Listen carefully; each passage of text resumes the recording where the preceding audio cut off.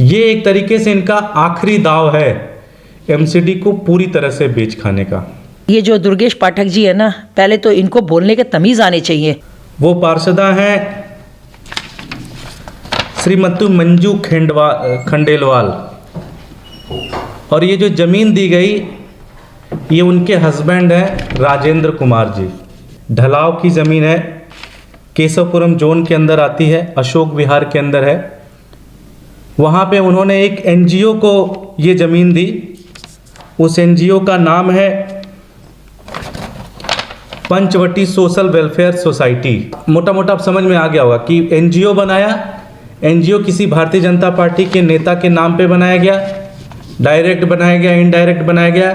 खुद उनके पार्षद ने लिखा कि ये ज़मीन इनको दे दी जाए, इसका देखभाल ये करेंगे, इसके ऊपर कोई भी चीज़ करना हुआ तो ये काम करेंगे, एंटरटेनमेंट पार्क बनाना है, कुछ और चीज़ बनाना है तो ये करेंगे, और खुद अपने ही किसी व्यक्ति को दे दिया जाए। कहते हैं कि जब चोरी करो तो थोड़ा दिमाग से भी चोरी करना चाहिए, लेकिन जब आप बहुत ज़्यादा भ्रष्टाचारी हो जाते हो, आपके अंदर बहुत ज़्यादा लालच हो जाता है, तो इस तरह से आप करते हो कि स्वयं पार्षदा लिख के दे रहे हैं कि इस एनजीओ को दे दीजिए, और वो एनजीओ के मालिक खुद उनके हस्बैंड हैं। जो चोर शब्द इन्होंने कहा है, इसका इनको बहुत भारी नुकसान उठाना पड़ेगा। मैं मानहानि का दावा करूंगी। जो दुर्गेश पाठक जी लेटर दिखा रहे हैं, या तो दुर्गेश पाठक जी को इंग्लिश पढ़नी नहीं आती, या दुर्गेश पाठक जी ने पूरा इस लेटर को नहीं पढ़ा। खुद उनके पार्षद ने लिखा कि ये ज़मीन इनको दे दी जाए, इसका देखभाल ये करेंगे। इससे ज़्यादा तो मुझे नहीं लगता कि कहीं पे इतनी बेशर्मी के साथ कहीं पे भ्रष्टाचार किया जाता होगा। इस पंचवटी ने 2 साल का पीरियड रखा हुआ है। 2 साल के बाद इलेक्शन हो जाएंगे। कोई जरूरी है कि मेरे ही पति इसके प्रधान बने रहे? दिल्ली आम आदमी पार्टी के एमसीडी चुनाव प्रभारी दुर्गेश पाठक ने कल एक प्रेस कॉन्फ्रेंस में सनसनीखेज आरोप लगाया है मंजू खंडेलवाल। जी हाँ, मंजू खंडेलवाल जो निगम पार्षद हैं, उनके ऊपर आरोप लगा है कि उनके पति के एनजीओ को सरकारी जमीन बेच दी गई है। इसी आरोप पर प्रतिक्रिया देने के लिए आज हमारे साथ मंजू खंडेलवाल जी हैं। मंजू खंडेलवाल जी, आपकी पहली प्रतिक्रिया क्या है इस पूरे मसले पर? पहले तो मैं आपके चैनल के माध्यम से सभी को नमस्कार कहूँगी जी। दूसरा, मैं आज आपको कुछ बातें बताऊंगी पहले कि ये पॉलिसी कहाँ से और कैसे और किस तरीके से बनी। ये पॉलिसी दिल्ली नगर निगम ने ढलाव के तहत बनाई थी आज से 3-3.5 महीने पहले कि, और इसमें मैं डैम्स की डिप्टी चेयरमैन भी हूँ जी। आज मैं आपको ये बताना चाहूँगी कि आज से 3 महीने पहले हमारे जो वार्ड में, पूरे वार्ड में, हमारे दिल्ली, नॉर्थ दिल्ली में नहीं, पूरी दिल्ली के अंदर एक हम पॉलिसी लेकर आए थे कि जो ढलाव हम बंद कर चुके हैं उनको या तो किसी एनजीओ को या किसी सोशल संस्था को दे दिए जाए, ताकि वो उसमें बिना कोई प्रॉफिट का काम करें, ताकि किसी को समाज सेवा के लिए लेना हो, या किसी को एनजीओ खोलना हो, या किसी को विकलांग बच्चों के लिए, या किसी भी तरीके से जिसमें गरीबों के हित की, विकलांग के मतलब हित का काम हो सके, उसके लिए ये हमने पॉलिसी बनाई थी। तो दूसरा, ये पॉलिसी हमने इसके ऊपर कुछ अपने पॉइंट्स भी बताए थे कि भाई हम ये पॉलिसी आपको किस तरीके से देंगे। ये पॉलिसी हमने 5 साल के लिए देने का वादा किया है। जो भी संस्था ले, चाहे उसमें सोशल संस्था ले या एनजीओ ले, ये 5 साल तक के लिए दी जाएगी, और इसकी हमने मतलब रिफंडेबल सिक्योरिटी भी ली है, जिसकी जो 20,000 रुपये है। अगर हमारे को लगेगा कि भाई ये संस्था इसको सही तरीके से नहीं चला रही, इसमें गलत है, तो हम उसको 5 साल के बाद उसको दोबारा रिन्यू नहीं करेंगे। ये हमारी पॉलिसी थी। अब ये एक बात आ गई कि दुर्गेश पाठक जी की। अब मैं एक आपको बात कहना चाहूंगी कि जो दुर्गेश पाठक जी लेटर दिखा रहे हैं, या तो दुर्गेश पाठक जी को इंग्लिश पढ़नी नहीं आती, या दुर्गेश पाठक जी ने पूरा इस लेटर को नहीं पढ़ा।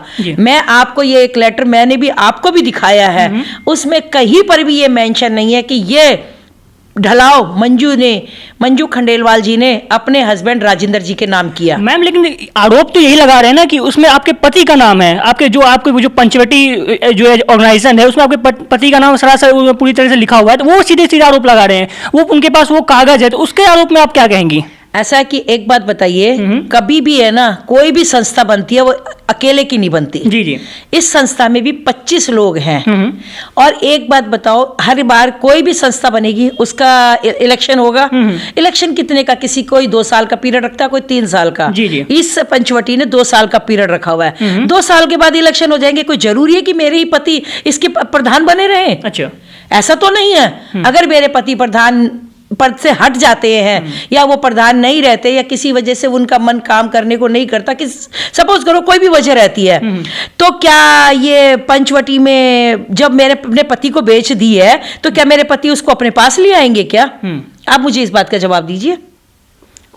तो मैम लेकिन ये जो एक, जैसे आप निगम पार्षद भी हैं, तो कहीं ना कहीं मामला ये कन्फ्लिक्ट ऑफ इंटरेस्ट का बनता है कि कहीं ना कहीं आपके पति भी हैं और उनके एक संस्था के तो ये कहीं ना कहीं मामला कन्फ्लिक्ट ऑफ इंटरेस्ट तो नहीं बन रहा है? अब मैं आपको इस तरह से आम आदमी पार्टी आपके ऊपर आरोप लगा रही है, आपको घेरने की कोशिश कर रही है। अभी मैं एक आपको बात बताती हूँ कि ये जो है ना पॉलिसी जब हमने लेकर आए थे, जी जी, तो आपको पता है कि एमसीडी की पॉलिसी है और एमसीडी में तीनों दल के वो वहां पर निगम पार्षद हैं। जी जी जी, चाहे तीनों दल के हैं, चाहे वो कांग्रेस के हो, चाहे बीजेपी के हो, चाहे झाड़ू वालों के हो।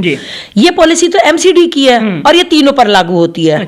क्या ये ढलाव क्या मेरे ही वार्ड में थोड़ी दिए गए हैं? ये ढलाव और भी बहुत वार्डों में दिए गए हैं। आज मेरी विधानसभा में 4 पार्षद हैं, 2 आम आदमी पार्टी के हैं, 2 भारतीय जनता पार्टी के हैं।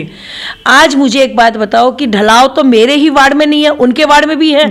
क्या उन्होंने नहीं दिए होंगे? ये तो हमारी एक स्कीम है, स्कीम के तहत हमने दिया है। और इसमें मेरे पति का रोल कहाँ है? ये तो पंचवटी को दिया है मैंने अपने पति को थोड़ी दिया है। और आपको मैंने भी लेटर दिखाया था कि उसमें तो कहीं पर भी मेंशन नहीं है, कहीं भी मेरे पति का नाम नहीं है उसमें। एक सिर्फ अध्यक्ष के नाते उनका नाम ऊपर है, तो इसका मतलब ये थोड़ी है कि भाई वो मेरे पति की प्रॉपर्टी हो गई है। अच्छा, प्रेस कॉन्फ्रेंस में उन्होंने बड़ी सनसनीखेज वाक्यों का भी, शब्दों का भी मतलब प्रयोग किया है। चोर जैसे शब्दों का, जिस तरह अभी आपसे हमारी बात हुई, चोर जैसे शब्दों का उन्होंने किया है। तो आगामी निगम चुनाव में आप किस तरह से इस तरह देखती हैं? ऐसा तो नहीं है किसी भी आरोप की राजनीति चल रही है आम आदमी पार्टी की तरफ से? एक बात बताऊं, ये जो दुर्गेश पाठक जी है ना, पहले तो इनको बोलने के तमीज आने चाहिए जी। एक महिला के ऊपर चोर का जो एलिगेशन लगाया है ना, पहली बात तो है कि मैं अपनी पूरी फाइल आपके सामने लेकर बैठी हूँ। ये देखिए पंचवटी वालों की मैंने फाइल अपने पास मंगा ली है और ये मैं आपके पास पूरी लेकर बैठी हूँ। दूसरा ये है कि जो चोर शब्द इन्होंने कहा है, इसका इनको बहुत भारी नुकसान उठाना पड़ेगा। मैं मानहानि का दावा करूंगी। क्यों? ये जो न्यूज है पूरे हिंदुस्तान में चली गई है और हिंदुस्तान में जाने के बाद आपको पता है कि चोर शब्द एक निगम पार्षद के ऊपर लगाते हैं तो बहुत बड़ी कीमत चुकानी पड़ती है। तो मैम ये सारा मामला ऐसा तो नहीं है, मुझे जिस तरह से लग रहा है कि ये पूरा ना निगम चुनाव आ गए हैं, बीजेपी को घेरने की कोशिश हो रही है कई दिनों से। मतलब आम आदमी पार्टी वाले कभी कह रहे हैं कि स्कूल बेच रहे हैं, स्कूल की जमीन बेच रहे हैं, कभी पार्क की जमीन बेच रहे हैं, अब इन्होंने बेच दिया कि ढलावगढ़ को एनजीओ के नाम कर दिया। तो इस सारा से मुझे लग रहा है कि भ्रष्टाचार, मतलब जो भ्रष्टाचार के मामले में बीजेपी को घेरना चाहती है आम आदमी पार्टी। एक बात बताइए, क्या इन्होंने नहीं दी कई जगह? किसी सोशल एसोसिएशन, सोशल काम के लिए इन्होंने नहीं दी? इन्होंने भी बहुत जगह दी है। मगर हम आपको बताएं, हम भारतीय जनता पार्टी वालों का काम है ना, सिर्फ दिमाग काम पर चलता है और इनका काम दिमाग है ना, इन चीजों में लगता है कि किसको कैसे घेरा जाए। चाहे वो पढ़े या ना पढ़े, चाहे बाद में वो अपनी बेइज्जती करवा लेंगे, मगर एक बार तो उनको लगता है कि इसको घेर दे। अरे कम से कम तुम अपने ये विधानसभा से आप सीएम बने हो, आप अपने यहाँ इतने दिल्ली के एक तरीके से राजा बने हुए हो, आप दिल्ली को संवारो, क्यों बेकार की बातों में पड़े हो? आज दिल्ली की हालत बद से बदतर हो रही है। आज आप जाते हो सड़कों पे, देख रहे हो सड़कों की हालत क्या हो रही है।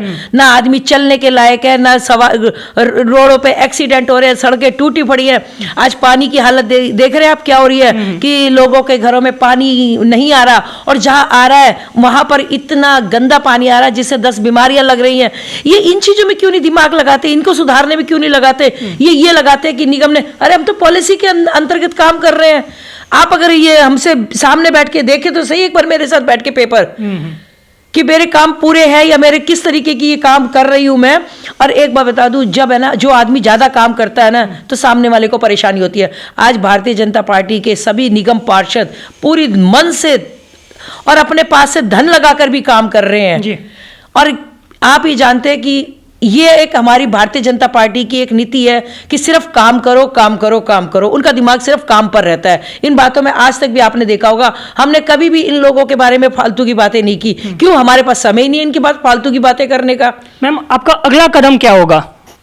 अगला कदम ये होगा कि मैं जिस तरीके से इन्होंने सारे मीडिया में फैलाया है, मैं इसको कॉन्फ्रेंस करूंगी सारे मीडिया को बुला के, अच्छा। और अपनी पूरी फाइल उनको दिखा के जो इन्होंने कहा है कि भाई ये ऐसे ऐसे है, उन सब एलिगेशन का जवाब दुर्गेश पाठक जी मुझे देंगे और मुझसे इस बात के लिए वो माफी मांगेंगे।